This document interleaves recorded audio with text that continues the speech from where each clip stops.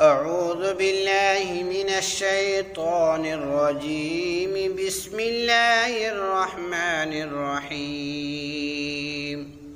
سيقول السفهاء من الناس ما ولاهم عن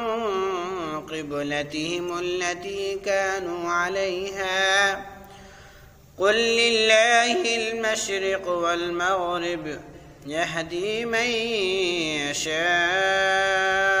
إلى صراط مستقيم. وكذلك جعلناكم أمة وسطا لتكونوا شهداء على الناس ويكون الرسول عليكم شهيدا.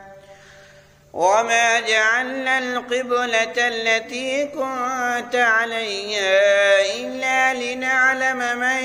يتبع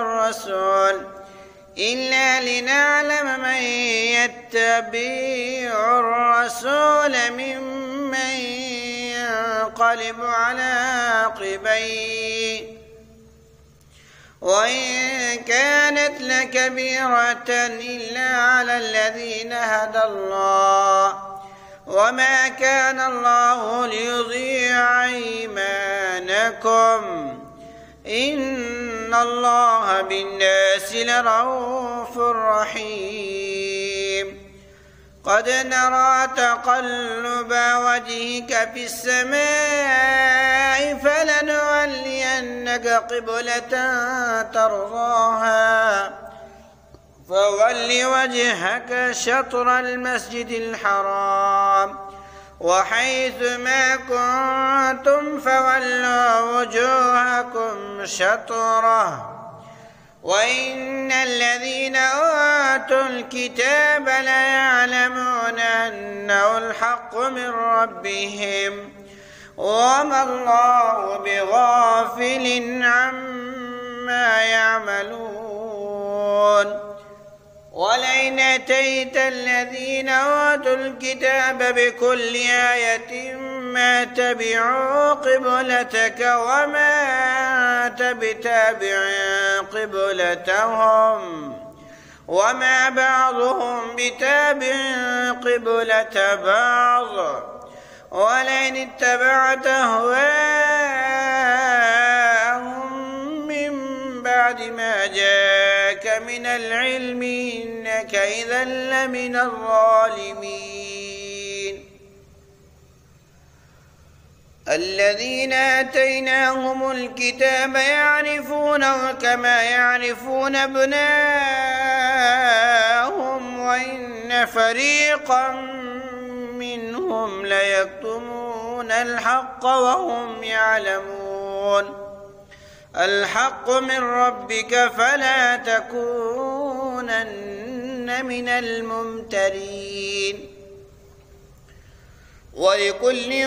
وجهة هو موليها فاستبقوا الخيرات أينما تكونوا يأتي بكم الله جميعا إن الله على كل شيء قدير. ومن حيث خرجت فول وجهك شطر المسجد الحرام وإنه للحق من ربك وما الله بغافل عما تعملون. ومن حيث خرجت فول وجهك شطر المسجد الحرام وحيث ما كنتم فولوا وجوهكم شطره لئلا يكون للناس عليكم حجة إلا الذين ظلموا منهم فلا تخشوهم واخشوني ولأتم نعمتي عليكم ولعلكم تهتدون. كما أرسلنا فيكم رسولا منكم رسولكم يتلو عليكم آياتنا ويزكيكم ويعلمكم الكتاب والحكمة ويعلمكم ما لم تكونوا تعلمون فاذكروني أذكركم واشكروا لي ولا تكفرون يا أيها الذين آمنوا استعينوا بالصبر والصلاة إن الله مع الصابرين ولا تقولوا لمن يقتل في سبيل الله أموات بل أحياء ولكن لا تشعرون ولنبلونكم بشيء من الخوف والجوع ونقص من الأموال والأنفس والثمرات وبشر الصابرين الذين إذا أصابتهم مصيبة قالوا إنا لله وإنا إليه راجعون أولئك عليهم صلوات من ربهم ورحمة وأولئك هم المهتدون إن الصفا والمروة من شعائر الله فمن حج البيت واعتمر فلا جناح عليه أن يطوف بهما ومن تطوع خيرا فإن الله شاكر عليم إن الذين يكتمون ما أنزلنا من البينات والهدى من بعد ما بيناه للناس في الكتاب أولئك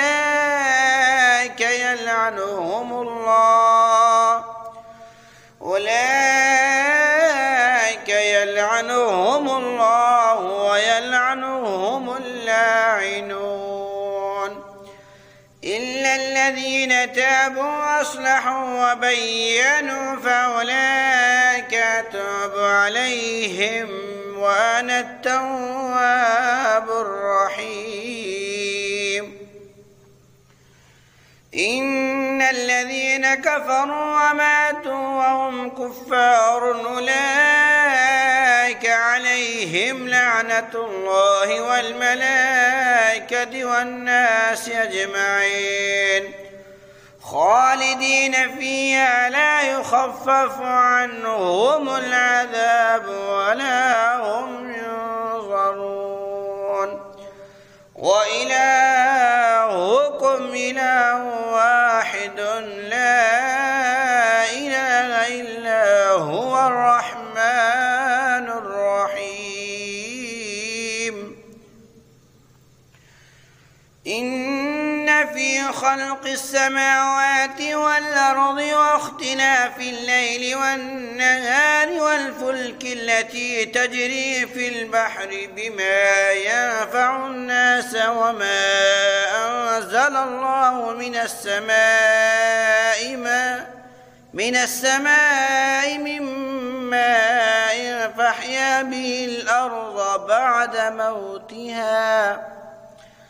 فأحيا به الأرض بعد موتها وبث فيها من كل دابة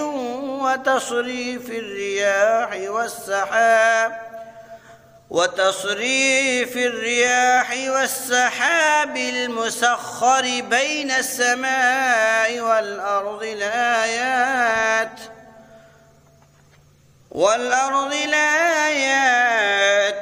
لقوم يعقلون ومن الناس من يتخذ من دون الله أندادا يحبونهم كحب الله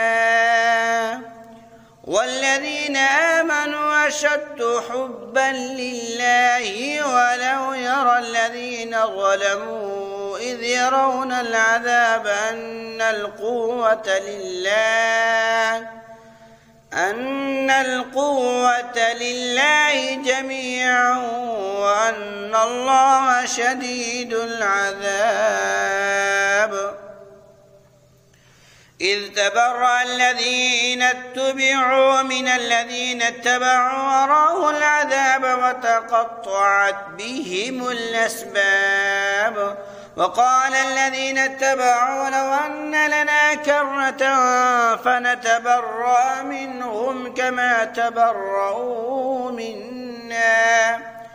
كذلك يريهم الله أعمالهم حسرات عليهم وما هم بخارجين من النار يا أيها الناس كلوا مما في الأرض حلالا طيبا ولا تتبعوا خطوات الشيطان إنه لكم عدو مبين إنما يأمركم بالسوء والفحشاء وأن تقولوا على الله ما لا تعلمون وإذا قيل لهم اتبعوا ما أنزل الله قالوا بل نتبع ما ألفينا عليه آباءنا أولو كان آباؤهم لا يعقلون شيئا ولا يهتدون ومثل الذين كفروا كمثل الذي ينعق بما لا يسمع إلا دعاء ونداء صم بكم عمي فهم لا يعقلون يا أيها الذين آمنوا كلوا من طيبات ما رزقناكم واشكروا لله إن كنتم إياه تعبدون إنما حرم عليكم الميتة والدم ولحم الخنزير وما أهل به لغير الله فمن اضطر غير باغ ولا عاد فلا إثم عليه إن الله غفور رحيم إن الذين يكتمون ما أنزل الله من الكتاب ويشترون به ثمنا قليلا أولئك ما يأكلون في بطونهم إلا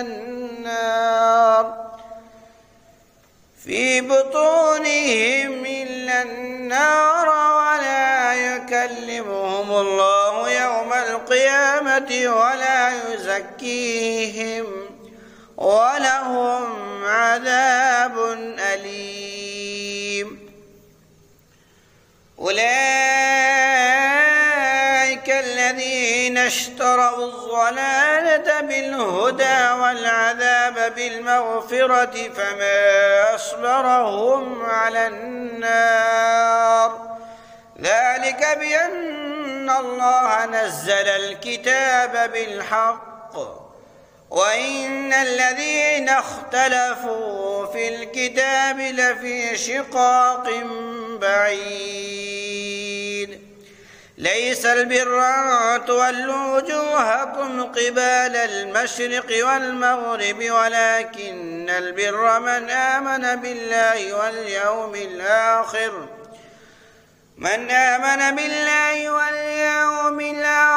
والملائكة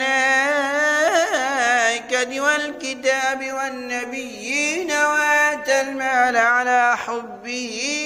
ذوي القربى واليتامى والمساكين وابن السبيل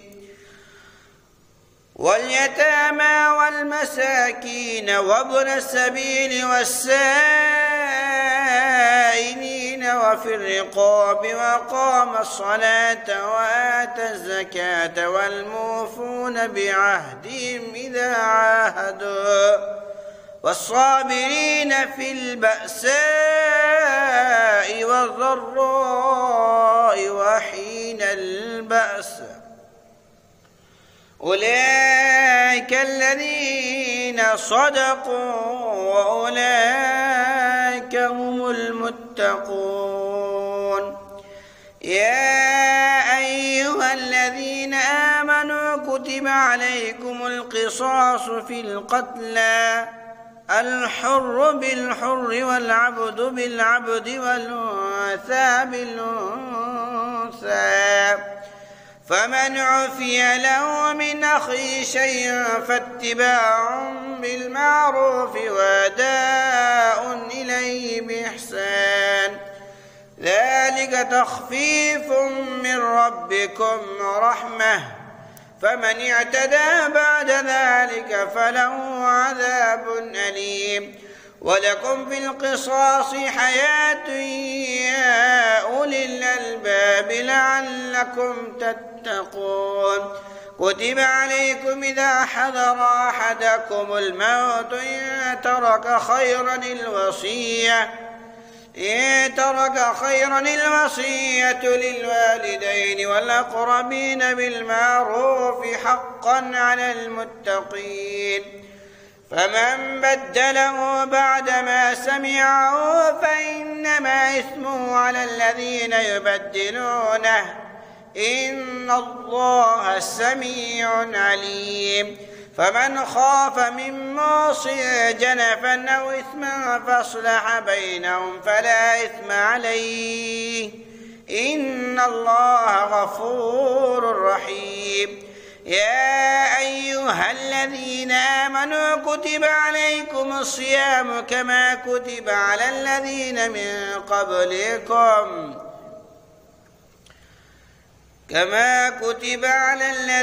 من قبلكم لعلكم تتقون. أياما معدودات فمن كان منكم مريضا أو على سفر فعدة من أيام أخر وعلى الذين يطيقونه فدية طعام مسكين فمن تطوع خيرا فهو خير له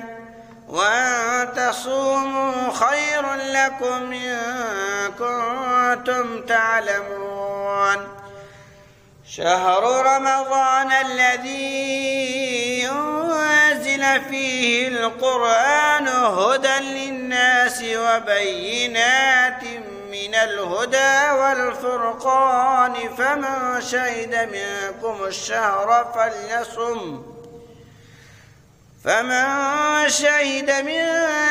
الشهر فليصم ومن كان مريضا أو على سفر فعدة من أيام أخر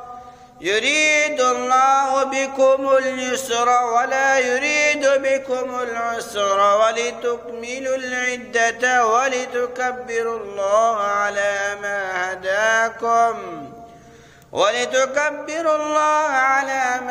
هداكم ولعلكم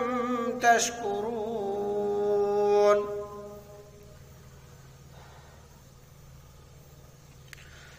وإذا سألك عبادي عني فإني قريب أجيب دعوة الداعي إذا دعاني فليستجيبوا لي وليؤمنوا بي لعلهم يرشدون. أحل لكم ليلة الصيام الرفث إلى نسائكم هن لباس لكم وأنتم لباس لهن علم الله أنكم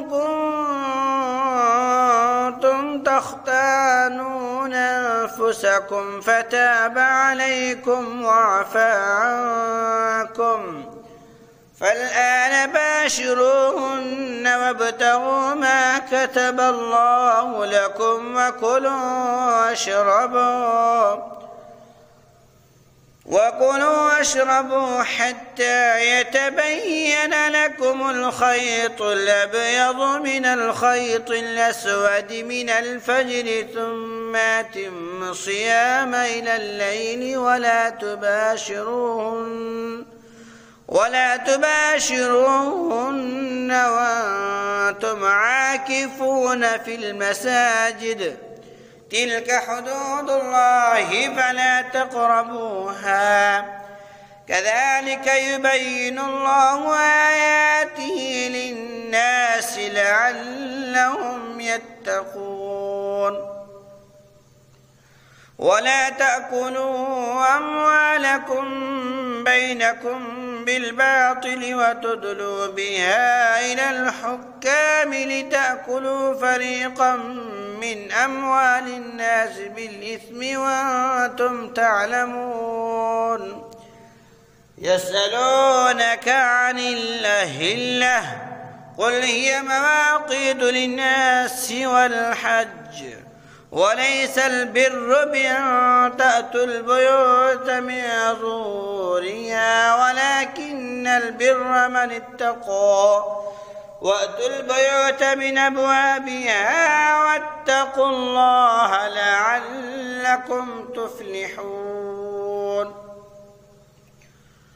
وقاتلوا في سبيل الله الذين يقاتلونكم ولا تعتدوا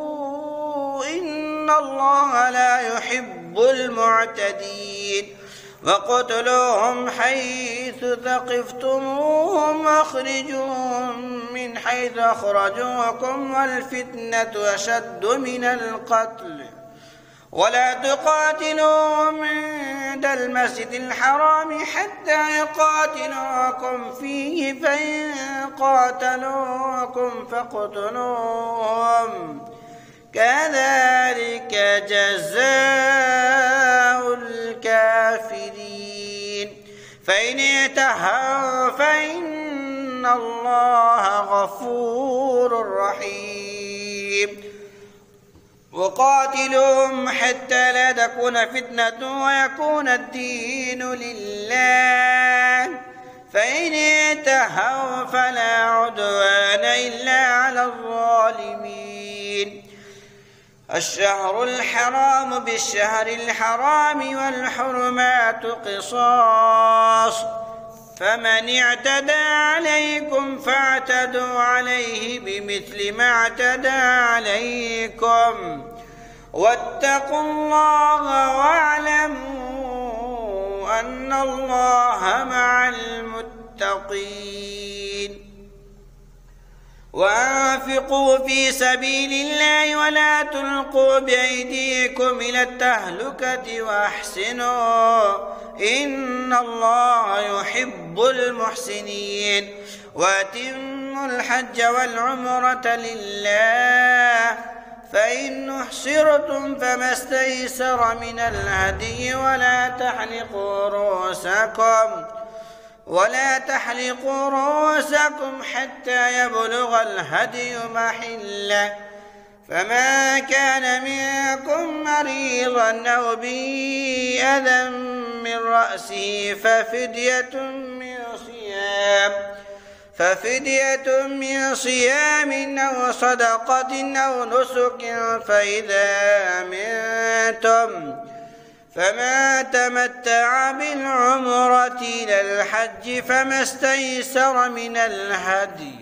فمن لم يجد فصيام 3 أيام في الحج و7 إذا رجعتم تلك 10 كاملة ذلك لمن لم يكن أهله حاضر المسجد الحرام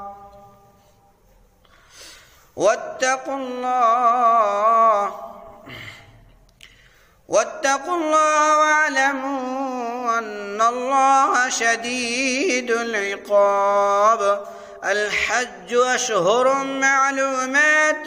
فمن فرض فيهن الحج فلا رفث ولا فسوق ولا جدال في الحج، وما تفعلوا من خير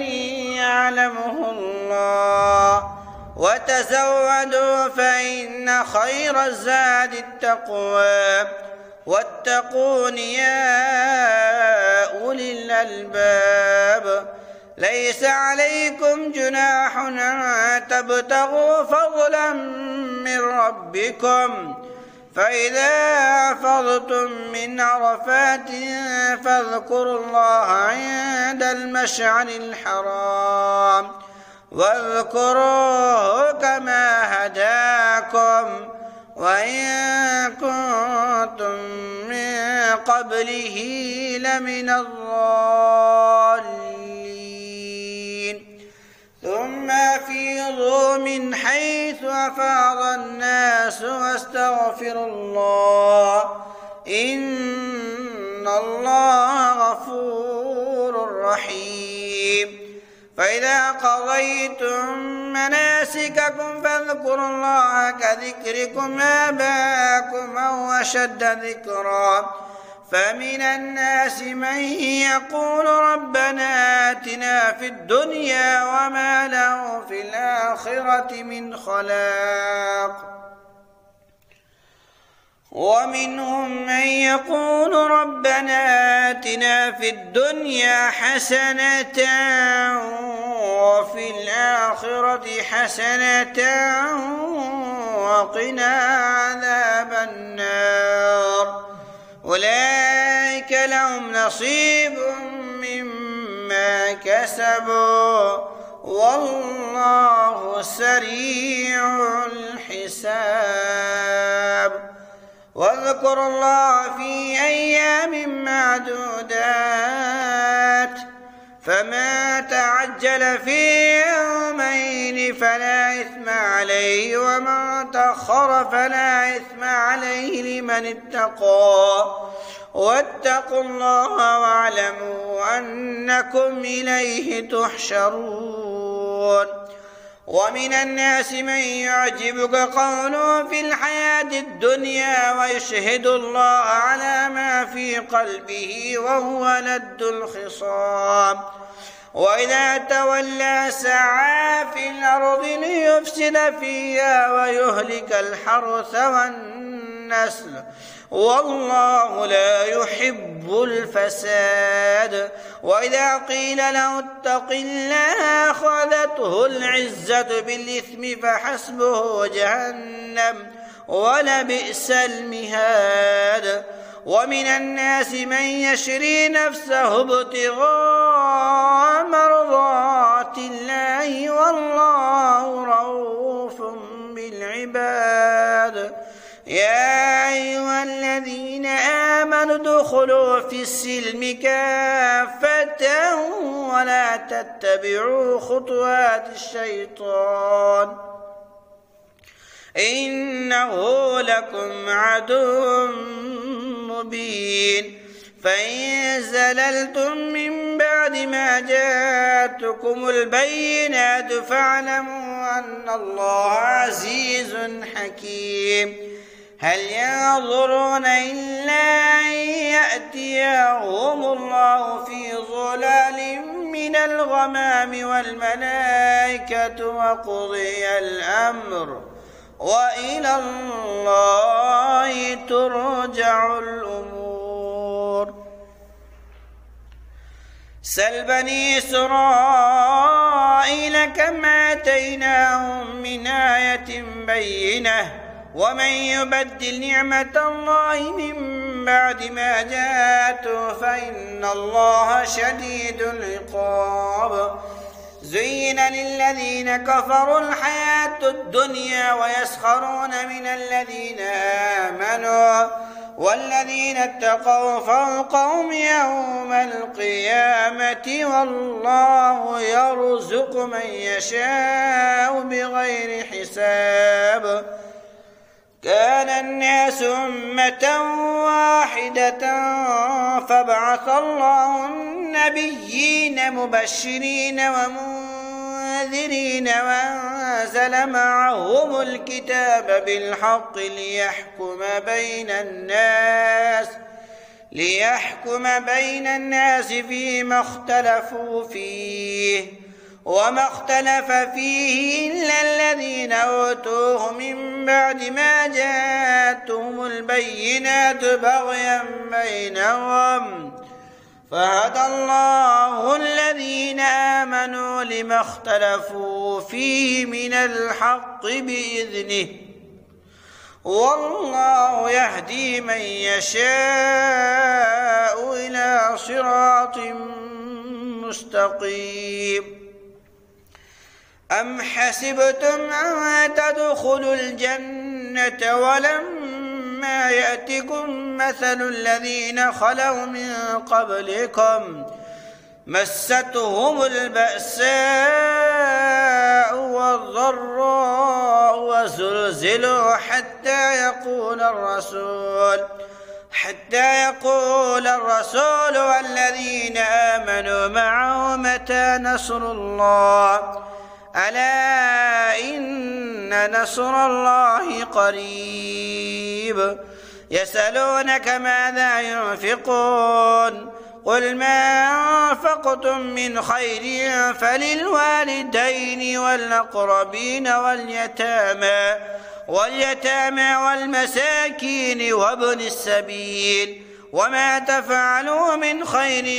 فإن الله به عليم. كتب عليكم القتال وهو كره لكم وعسى أن تكرهوا شيئا وهو خير لكم وعسى أن تحبوا شيئا وهو شر لكم والله يعلم وأنتم لا تعلمون. يسألونك عن الشهر الحرام قتال فيه قل قتال فيه كبير وصد عن سبيل الله وكفر به والمسجد الحرام وإخراج أهله منه أكبر عند الله والفتنة أكبر من القتل ولا يزالون يقاتلونكم حتى يردوكم عن دينكم إن استطاعوا ومن يرتد منكم عن دينه فيمت وهو كافر فأولئك حبيطت أعمالهم في الدنيا والآخرة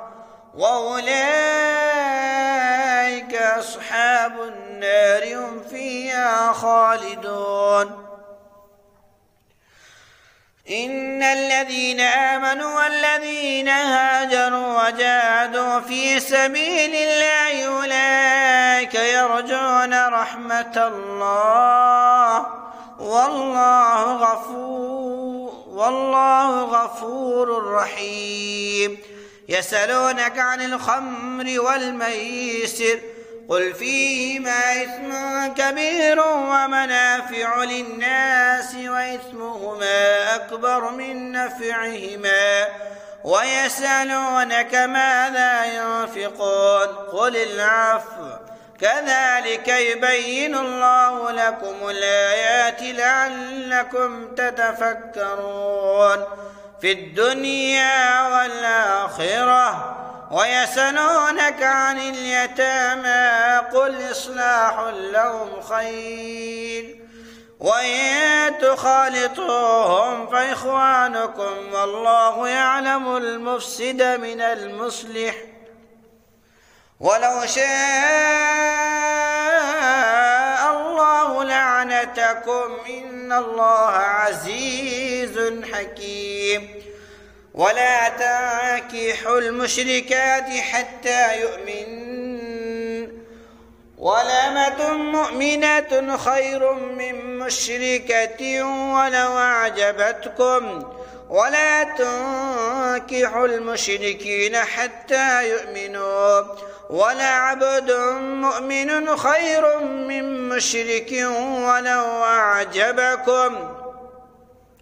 أولئك يدعون إلى النار والله يدعو إلى الجنة والمغفرة بإذنه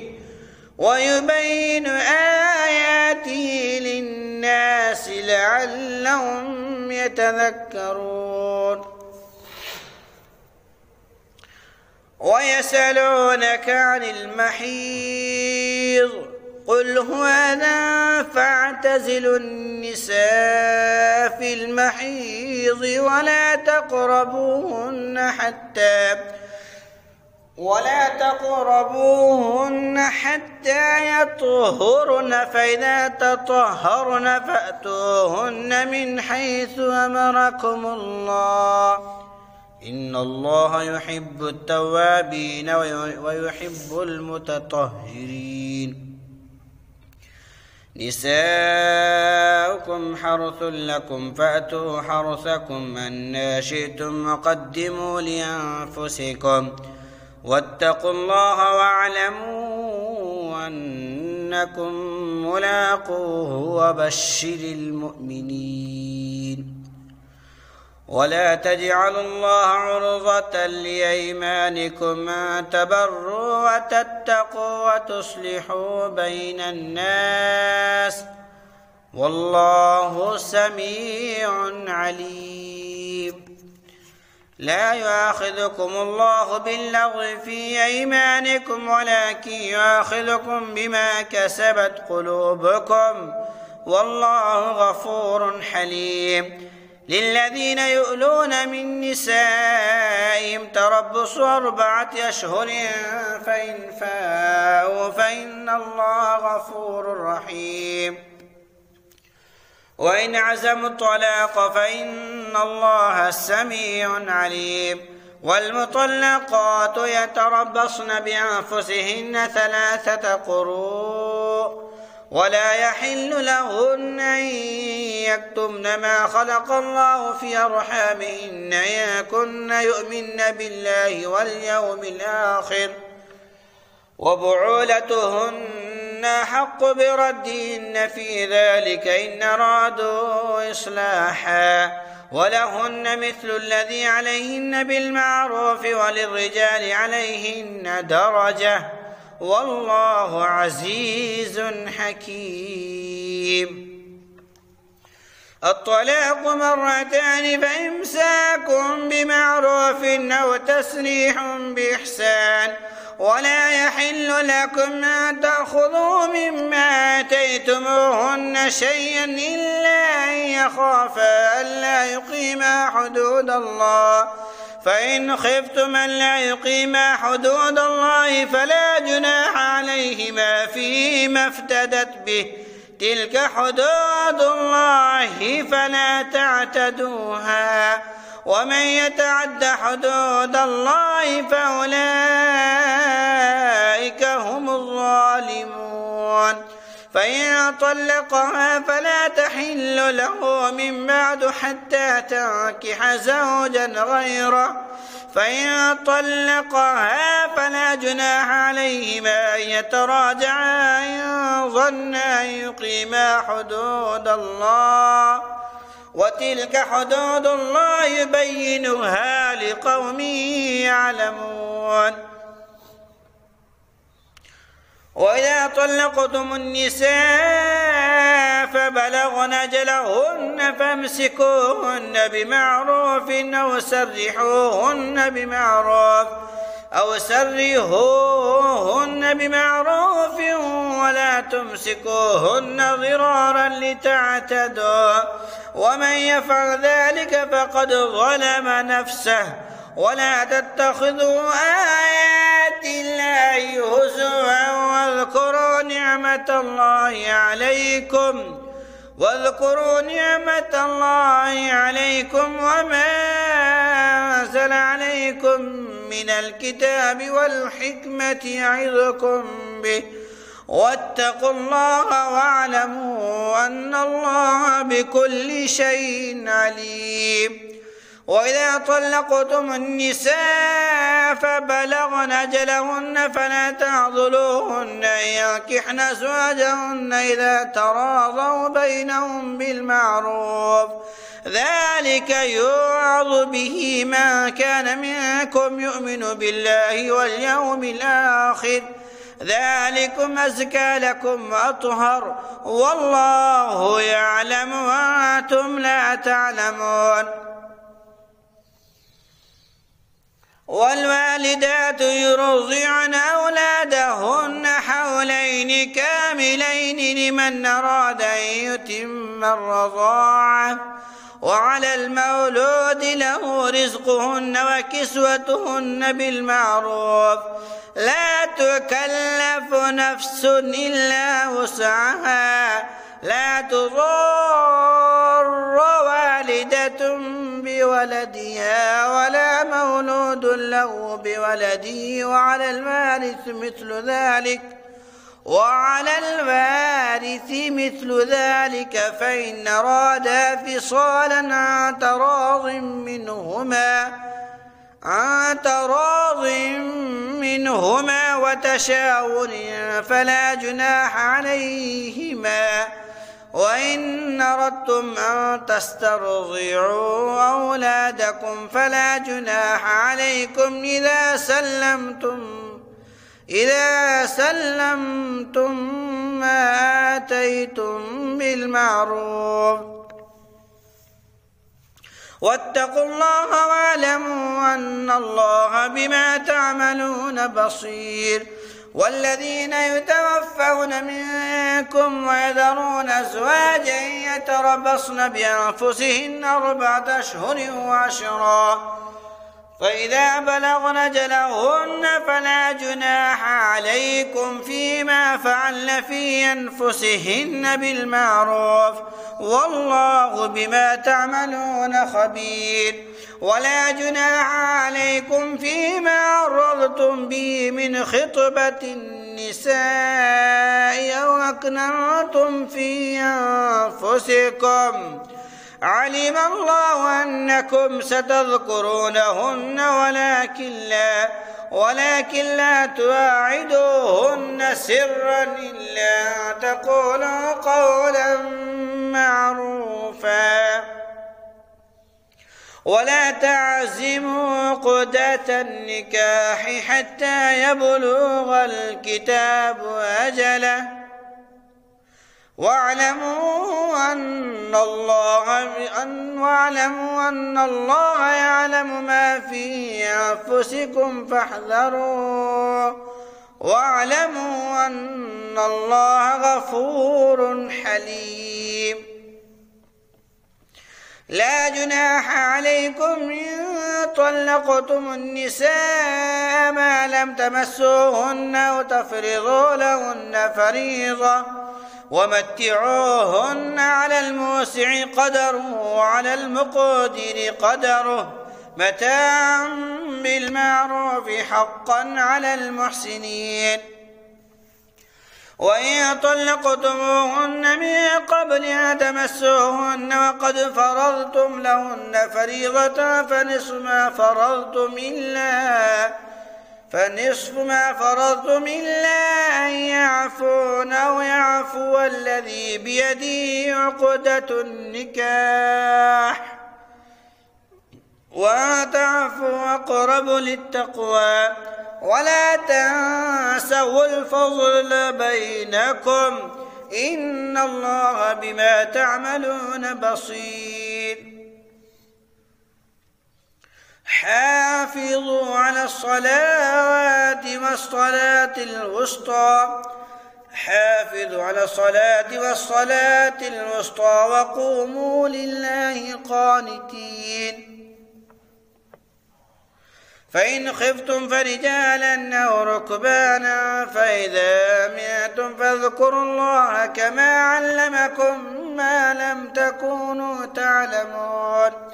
والذين يتوفون منكم ويذرون أزواجا وصية لأزواجهم متاعا إلى الحول غير إخراج فإن خرجن فلا جناح عليكم فيما فعلن في أنفسهن من معروف والله عزيز حكيم. وللمطلقات متاع بالمعروف حقا على المتقين كذلك يبين الله لكم آياته لعلكم تعقلون. ألم تر إلى الذين خرجوا من ديارهم وهم ألوف حذر الموت فقال لهم الله موتوا ثم أحياهم إن الله لذو فضل على الناس ولكن أكثر الناس لا يشكرون. وقاتلوا في سبيل الله واعلموا أن الله سميع عليم. من ذا الذي يقرض الله قرضا حسنا فيضاعفه له أضعافا كثيرة والله يقبض ويبسط وإليه ترجعون. ألم تر إلى الملأ من بني إسرائيل من بعد موسى إذ قالوا لنبي له مبعث لنا ملكا نقاتل في سبيل الله قال هل عسيتم إن كتب عليكم القتال ألا تقاتلوا قالوا وما لنا ألا نقاتل في سبيل الله وقد أخرجنا من ديارنا وأبنائنا فلما كتب عليهم القتال تولوا إلا قليلا منهم والله عليم بالظالمين. وقال لهم نبيهم إن الله قد بعث لكم طالوت ملكا قالوا أنى يكون له الملك علينا ونحن أحق بالملك منه ولم يؤت سعة من المال قال إن الله اصطفاه عليكم وزاده بسطة في العلم والجسم والله يؤتي ملكه من يشاء والله واسع عليم. وقال لهم نبيهم إن آية ملكه أن يأتيكم التابوت فيه سكينة من ربكم وبقية مما ترك آل موسى وآل هارون تحمله الملائكة إن في ذلك لآية لكم إن كنتم مؤمنين.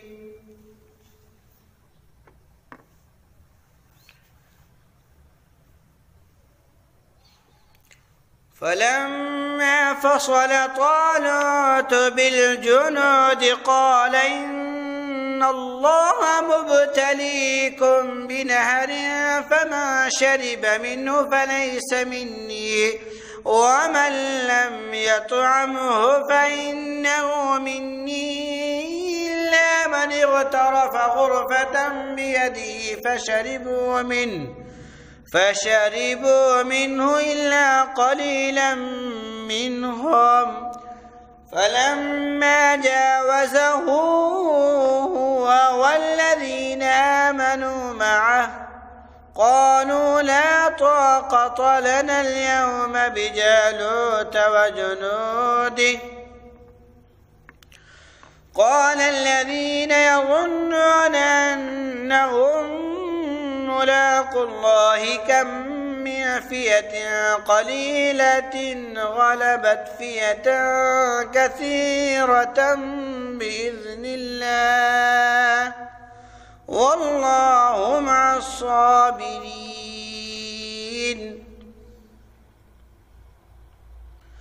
ولما برزوا لجالوت وجنوده قالوا ربنا افرغ علينا صبرا وثبت أقدامنا وانصرنا. ولما برزوا لجالوت وجنوده قالوا ربنا افرغ علينا صبرا وثبت أقدامنا وانصرنا على القوم الكافرين. فهزموهم بإذن الله وقتل داود جالوت وآتاه الله الملك والحكمة وعلمه مما يشاء.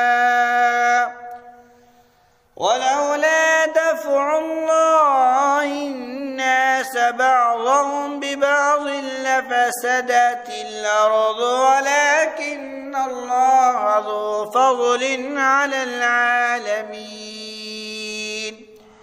تلك آيات الله نتلوها عليك بالحق.